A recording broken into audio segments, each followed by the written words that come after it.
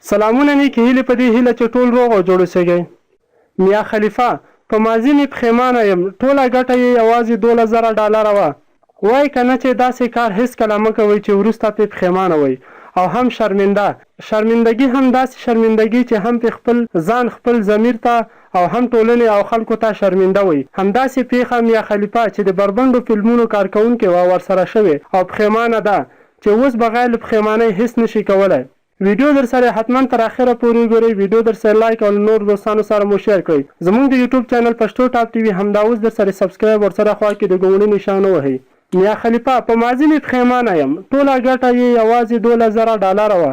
د بربنډو فلمونو پخوانی لوبغاړی میا خلیفه وایي په ماضي باندې ویاړ نه کوي او اوس هم ځان ته په ګرانه قناعت ورکوي. په یوه تازه مرکه کې چې میا خلیفه په خپله ټویټر پاڼه خپره کړې ویلي خلک به فکر کوي چې په بربنډو فلمونو کې ډېرې پیسې دي، اما هغې یوازې $2 وګټل او نور یې یوه پیسه هم په سترګو ونه لیده. میا خلیفه د 2014 کال په آخر کې د لوسو فلمونو برخې ته راغله او 3 میاشتې وروسته بیرته پرېښوده، خو په دومره کمه موده کې هم د لوسو فلمونو د لوبغاړو د نوملړ په سر کې ځای ونیو.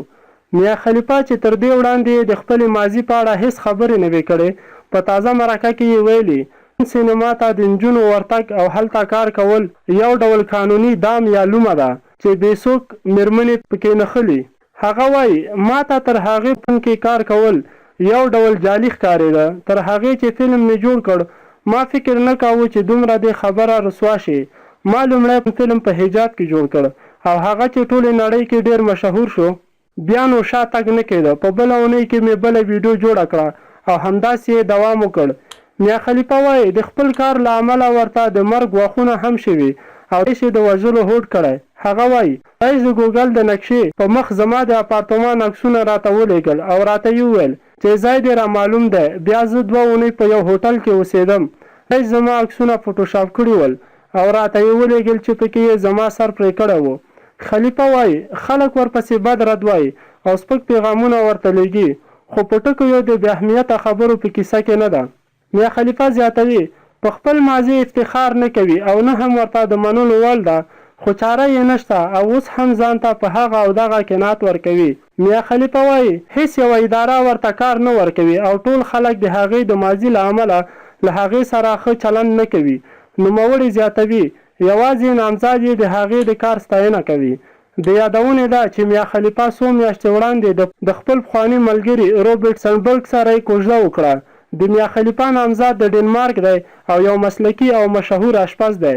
میا خلیفه 26 کلنه ده او د لبنان په بیروت کې زیږېدلې. هغه په 2011 کال کې امریکا ته ولاړه او د 2014 کال په آخر کې فلمونو ته راغله. نوموړی د 2015 کال په سر کې بیرته فلمونه پرېښود، خو هغه په 3 میاشتو کې د سټار د نوملړ په لومړۍ درجه کې راغله.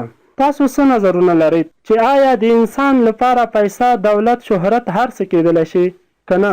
خپل نظرونه مو راته په لاندې کمنټ کې پرېږدئ او ویډیو در سره حتما مخکې شیر کړئ.